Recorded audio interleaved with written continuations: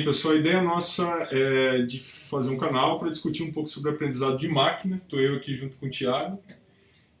Meu nome é Rodrigo Melo, sou professor da USP de São Carlos. E a ideia principal é realmente abordar algoritmos, problemas e como resolver esses problemas de maneira bem direta e prática. Boa tarde, pessoal. Meu nome é Thiago. Como o Rodrigo falou, eu tenho mais de 10 anos de experiência na área de desenvolvimento de software, trabalho há quase 10 anos na IBM. Estou terminando o doutorado aqui na USP, na área de engenharia de software e aprendizagem de máquina, e já tenho experimentado diversas situações envolvendo aprendizagem de máquina, trabalho próximo do pessoal da indústria que gostaria de utilizar a aprendizagem de máquina, mas infelizmente não tem conhecimento a respeito. Então, se você gostaria de aprender mais sobre esse assunto, esse vídeo é para você. Legal, então para começar, nós trouxemos alguns termos que são importantes, como que têm sido muito comentados, né, tanto em empresas quanto até mesmo na mídia, como Big Data, Data Science, Analytics, Cognitive Computing, Data Mining, Predictive Analysis, aliás, vários termos que têm sido adotados.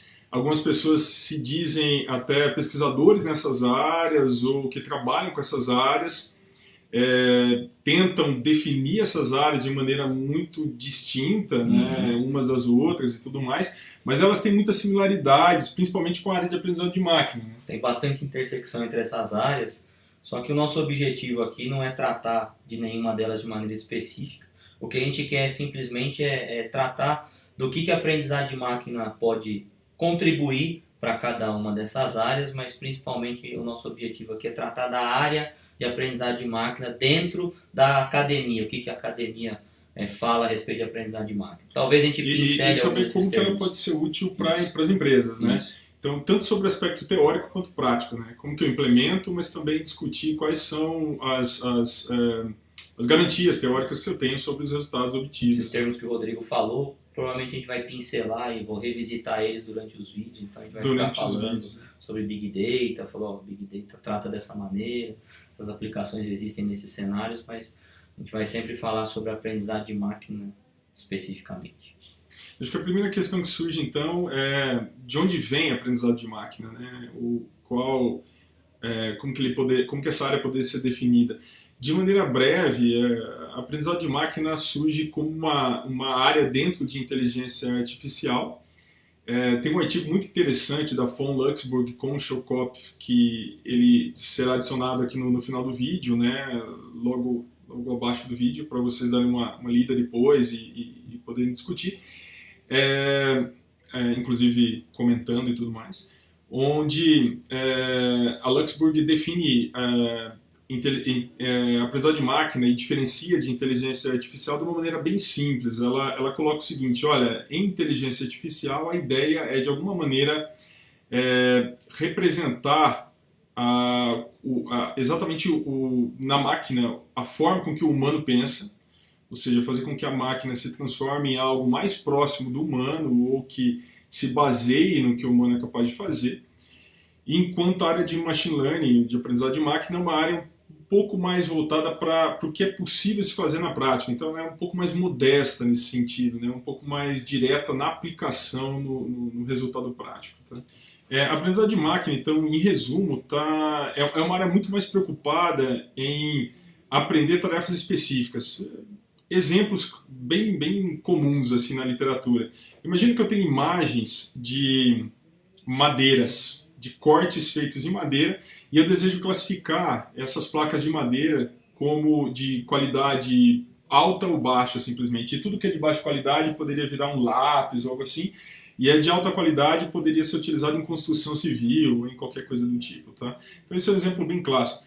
Repara que nesse cenário a gente está preocupado com a classificação. Né? Um outro cenário, a gente poderia ter medidas, por exemplo, sanguíneas de pessoas, ou imagens de ressonância magnética, ou tomografia, ou raio-x, e a partir disso eu quero fazer, por exemplo, um diagnóstico. Eu quero classificar se aquelas imagens têm ou não têm algum tipo de câncer, por exemplo, ou algum tipo anomalia. Alguma anomalia e por aí vai. E isso é muito ligado à classificação. Repara que é um exemplo bem do que a literatura reporta, né? Do que é comum se reportar na literatura.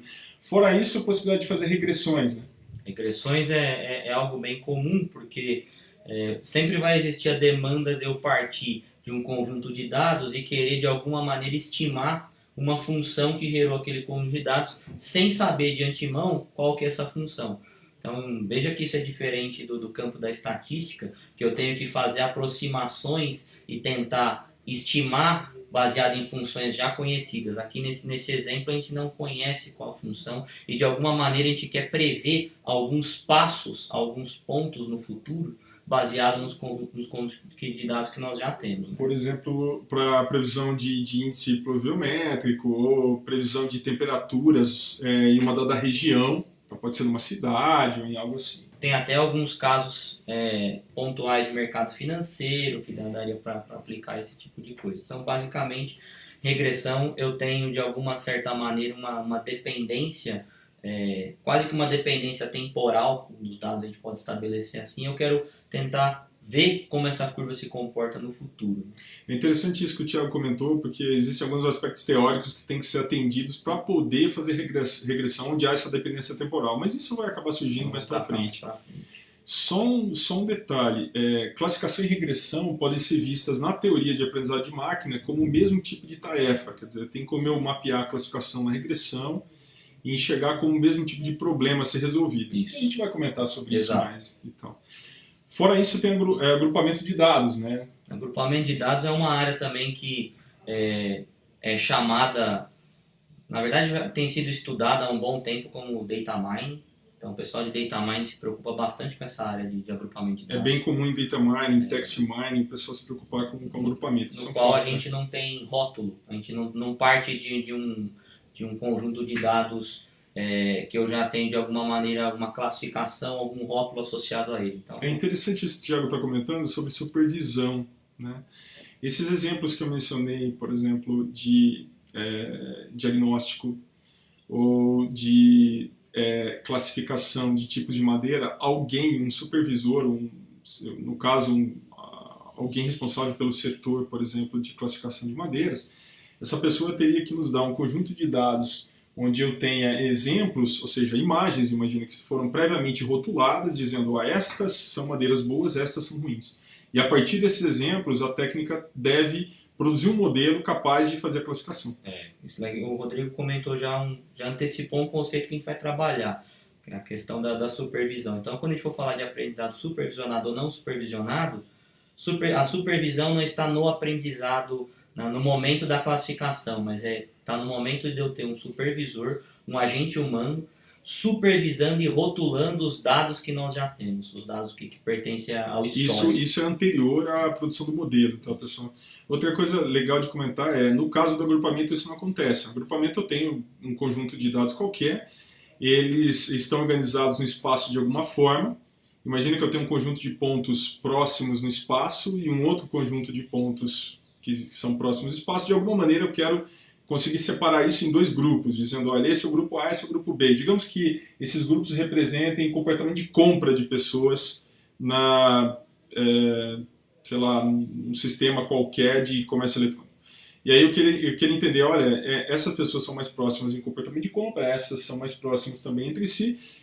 Poderia, a partir disso, extrair algumas características para tentar entender que tipo de produto que eu poderia oferecer e tudo mais. Todo mundo já viu no Submarino, quando você compra um determinado produto, aparece uma lista de produtos relacionados ali embaixo. Exato. Pessoas que compraram esse produto também tiveram interesse em tais produtos. Com certeza tem técnicas desse tipo empregadas nesse tipo de cenário. Também tem o exemplo clássico, né, Rodrigo? Quando você vai no supermercado, por que a fralda está do lado da cerveja? Sim, é um fato. O pai de família vai lá comprar a fralda porque faltou em casa e a cerveja está ali do lado. Isso daí, com certeza, os cupons de compra foram analisados de antemão e ali os perfis de compra foram traçados. Então, pôde-se identificar que a fralda e a cerveja eram produtos que eram comprados exatamente, na maioria das vezes, no mesmo momento. No mesmo momento. Entra nesse cenário. Acho que nesse vídeo é só isso, pessoal. Todo vídeo, no final, vem com uma lista de alguns artigos, referências, livros, etc., para que vocês possam ler e comentar, enviar perguntas e tudo mais. Acho que é isso, né, Thiago? É isso. É isso. Valeu, pessoal. Até o próximo vídeo. Um abraço.